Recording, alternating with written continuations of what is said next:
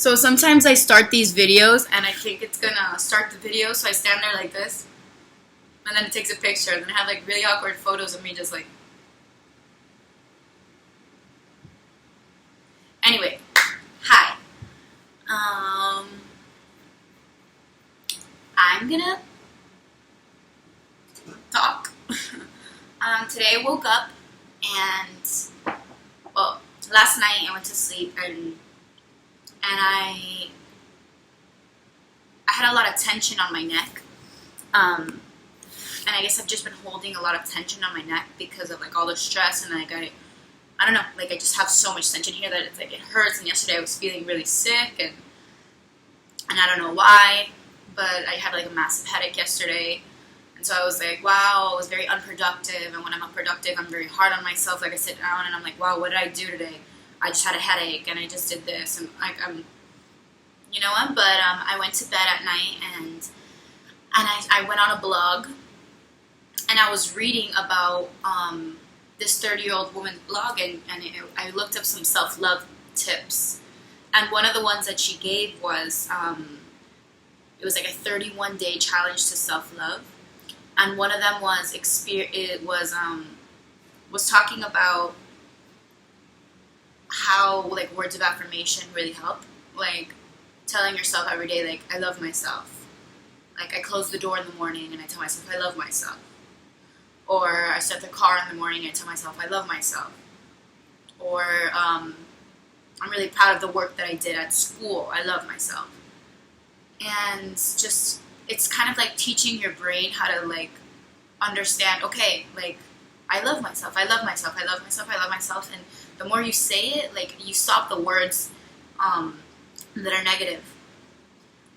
Another story that actually helped me was this is my morning smoothie. It's pretty good. I put strawberries, bananas, a little bit of peanut butter, a little bit of Nutri-Grain, oats, some milk. I think that's it. In the blender, and it's good. Anyway,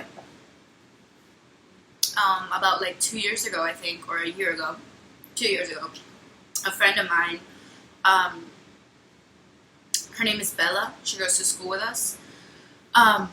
She's also a Scorpio, so I feel like her and I kind of think the same way. One day she told me this story, and I might totally give it a new perspective. I don't know if I say it word by word, but this is what she told me. There's a guy, and he has a house, and he has a yard, and he has all these weeds that keep popping up, and it's like, oh my god, all these weeds, all these weeds, all these weeds. And he hires somebody. The guy's like, oh, I'll eliminate all these weeds for you. He's like, okay, cool, great, thanks. So the guy starts pulling out these weeds and pulling out these weeds, and the weeds just get stronger and stronger, and there's more weeds and more weeds. And then the guy starts hiring more guys, and more guys start pulling out these weeds and pulling out these weeds, and the weeds just keep getting stronger, and it's overfilling. Another guy comes to his house, and he's like, I can get rid of these weeds for you. And the guy's like, okay, fine, do it, because there's so many weeds, like, you try something different. And the weeks pass by, and the weeks pass by, and the weeds start getting smaller and smaller and smaller. And the guy goes, how did you get rid of all of these weeds? And the guy was like, you were focusing on the weeds. I fed your grass. And the grass got so strong that it outlined the weeds. And that story that she told me, it was like 2 years ago, and we were just sitting in a library, and, you know, her sharing that story with me really changed my perspective on life.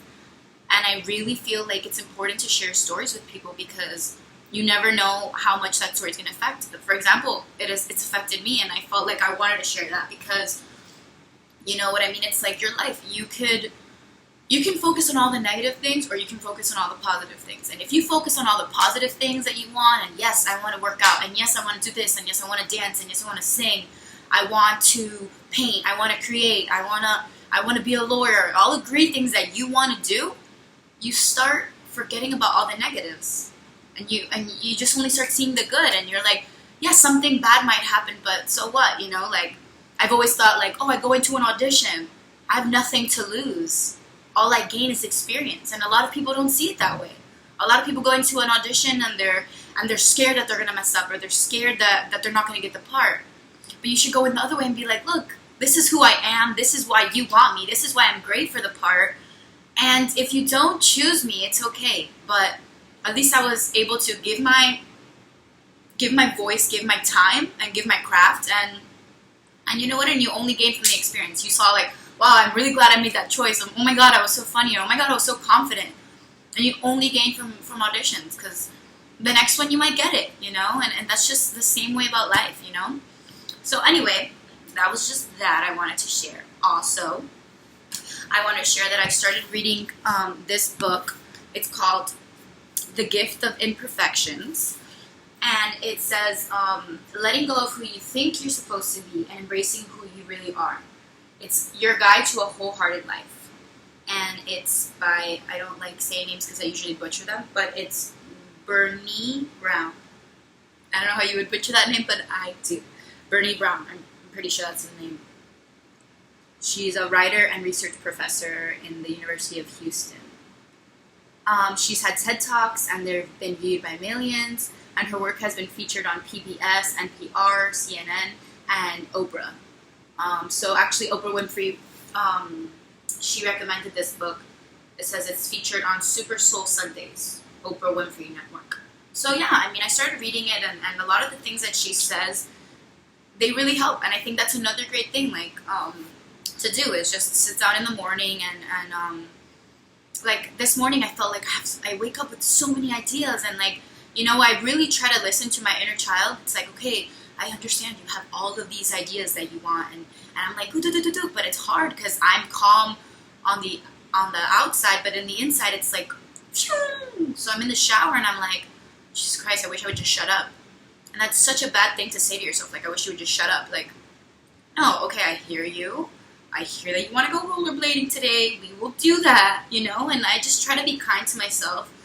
And then I made myself my smoothie, and I put some meditation music on, and like sat down and just read like a little chapter of this book. And it's crazy how much like it really just helped me. I took 5 minutes of my day just to sit down and read a chapter. And she has really short chapters, and today was courage. And it was just about how it says the root of the word courage, the Latin word of heart. In one of the earliest forms, the word courage had a very different definition than it does today.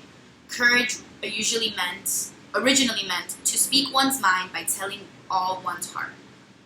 And so I really liked that. I was like, wow, I really like that. So it's like, being courageous is sharing your story. Being courageous is telling people how you feel. Being courageous is being vulnerable. And to live a wholehearted life, you have to be okay with being vulnerable. You have to be okay with putting your life out there and sharing your story. And there's nothing wrong with that, you know what I mean? And that's a good thing. And so she gives like 3 different examples of people in their life that share courage. One of them was her daughter at a slumber party, and the little girl was scared. She got homesick, and she called her mom, and she's like, hey, look, like, can you come pick me up? I'm not brave enough to do this. And when the little girl gets in the car, she's like, look, I'm so sorry. And the mom says, don't say sorry. Like, being able to say what you want and what you need is being courageous, and it's nothing to be sorry for.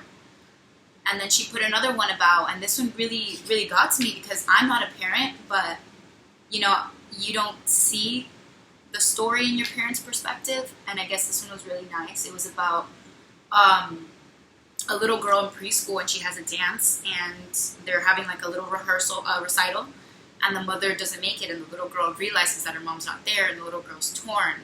And then the little girl's being consoled by all these parents, and she's crying, and then the mother runs in, super frantic, looking for her daughter, and one of the mothers passes by and like gives her like a roll, like rolls her eyes, like as if she's a better mother because she was there. And another mother walks up to her and like pats her on the back, and she's like, we've all been there, you know. She's like, one time I wasn't late to the rehearsal, I like completely forgot about it.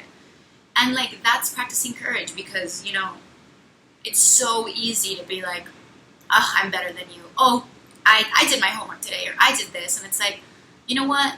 Be honest. Nobody's perfect. And sometimes just reach out that hand and be like, look, we've all been there before, and I'm here for you. You know what I mean? So this is something I want to share with you, like reading. And one more thing, I know I talk a lot, but it's just another one thing that I wanted to share. And I think that a lot of people would benefit from is like having a journal. And the reason why I think having a journal is so important is just because, like, being creative people, or in general just being humans, is such it's such a good way to keep your progress. And so, like I said, exploring the fact that being kind to yourself. So this says, "Hello there, beautiful," and it says, "Shine bright, darling." And it's like being that parent for yourself, you know what I mean? Being your best friend, you know what I mean? Loving who you are. There's nothing better than that, you know? My brother always taught me, like, love yourself or no one else can, you know what I mean? Like, if you don't love yourself and respect yourself, nobody will. You know what I mean? And that's always stuck with me. And so I wrote a little intro to my journal for myself, and it says, "Dear inner thoughts, this is your safe haven. You are free to write anything and everything within these pages. Here you are free to free your mind. There is no judgment. Ramble, vent, cry, color, inspire yourself within these pages. This is your journal, your best friend. Then sit back and reread your past. These pages remind you of your progress. These pages remind you that this too shall pass. So if you are stressed, write it. Laugh about it once you realize how pointless this problem is now. Just have fun. XOXO, Elizabeth Danielle Vlogs." And, you know, I wrote that for myself just because that's such a good and positive thing for myself, you know what I mean? And it's like, and I'm talking, I've written pages. This is a little inspiration board that I made for myself. And it just shows, like, New York and dreaming and, like, things that I want, you know what I mean? Like, little traveling and stuff like that. So, you know, and I write anything that I see, you know. It says, "Trust the timing of your life." I put in one of them. I put, like, my progress in working out. I took pictures of myself, and I put, like, I'm proud of my progress. And I believe I can fly. Yes, it's super corny, but you know what? Like, I grabbed this photo because I grabbed these lyrics because I thought that the lyrics meant so much to me. It was like, "Today while driving, this song came on, and it made me feel inspired. Believe in your dreams, believe that you can fly." And it's just little things like that, and it's just like reminding yourself every day. And I think that having a journal or having a blog, like, it's not even a blog for me. I want to say things and put it on a video because it's just another form of, like, expression. And I feel like my journal is for me, and now I'm ready to share my thoughts with everyone else, you know? So yeah, so these are some of my little things that I like to ramble on about, and, like, little stuff. So I recommend or suggest or get a journal, you know what I mean? And it can be about anything. It can be about, hey, today I was really scared, or today I went on a date, or today I felt sad, or today this person did something for me, you know? And yeah, and have that with yourself. I think that's important. And the last thing is just do a random act of kindness today. You know, sometimes I'm feeling down and I tell myself, smile at least 3 people. I just walk down the street and I meet eye contact with somebody and I smile at them. I'm like, and them smiling back is just like, I'm alive, I'm here, and somebody else recognizes who I am, you know what I mean? And that's a great feeling. Hug at least 3 people. And I know that sounds weird, but I've read about it. If you hug at least 3 people, you automatically feel better. Sometimes when you're feeling down, think, holy shit, have I hugged 3 people today? No, I haven't. Go outside, hug your dog, hug your mother, and hug your neighbor, and you're going to feel good. I promise, okay?